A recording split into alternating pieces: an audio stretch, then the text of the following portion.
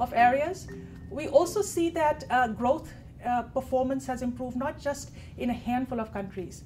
A wide swath of countries in Africa have seen an improvement in growth.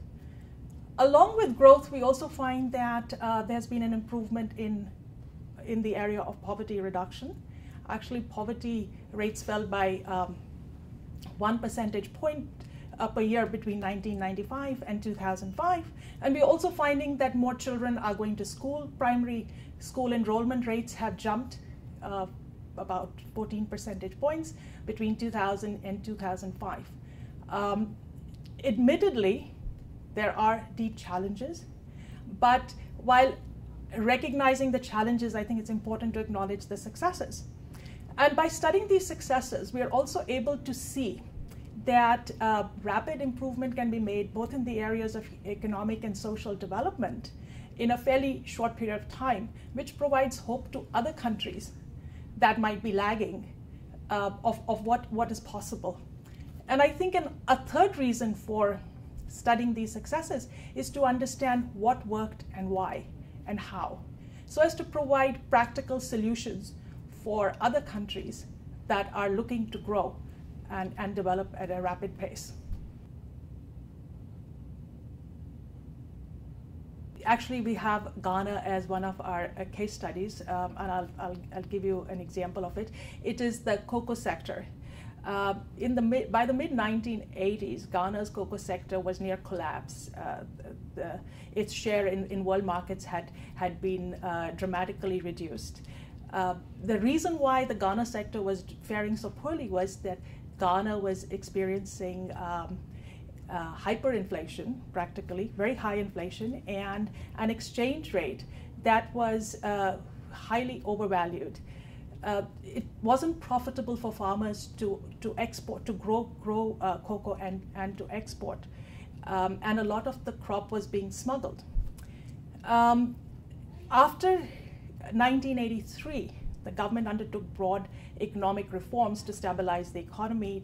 They devalued the Ghanaian currency and allowed farmers to be connected more to markets. So farmers were now able to respond to market prices better because they were getting more of the export price.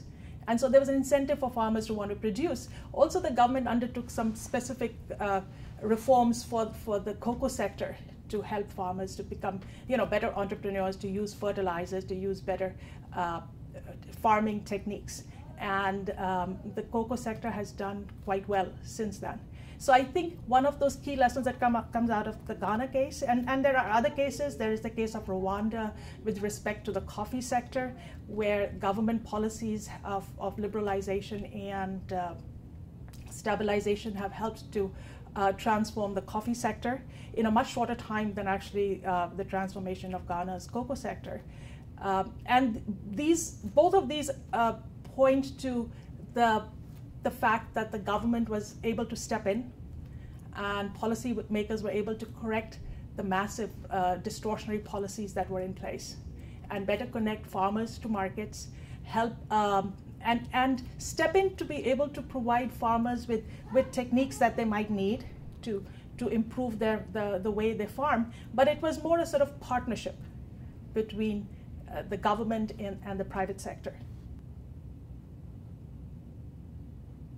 One of the things we find is that where governments, policymakers, including entrepreneurs and investors, listen to what people want, then you're more likely to provide the services that people want.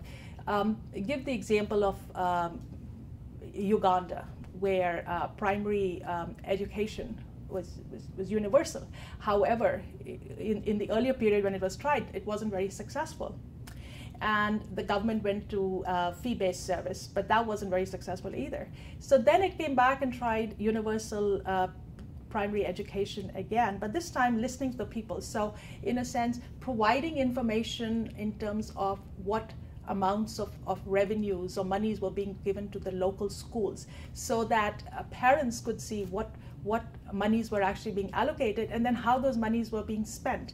And that allowed them to actually have some, it was a sort of an accountability mechanism, making it clear what information is there, transparency, which was helping to improve the performance of the schools in turn, because now there was light being shared on what monies are coming in, what are the leakages in the system, and the focus was on how to improve those leakages. Of course, much more remains to be done in terms of learning outcomes, but at least when there is a way in which people can hold their local policymakers, their local governments, and their elected officials accountable, there is going to be there's going to be improved service delivery and a greater incentive for policymakers to listen to what the people want.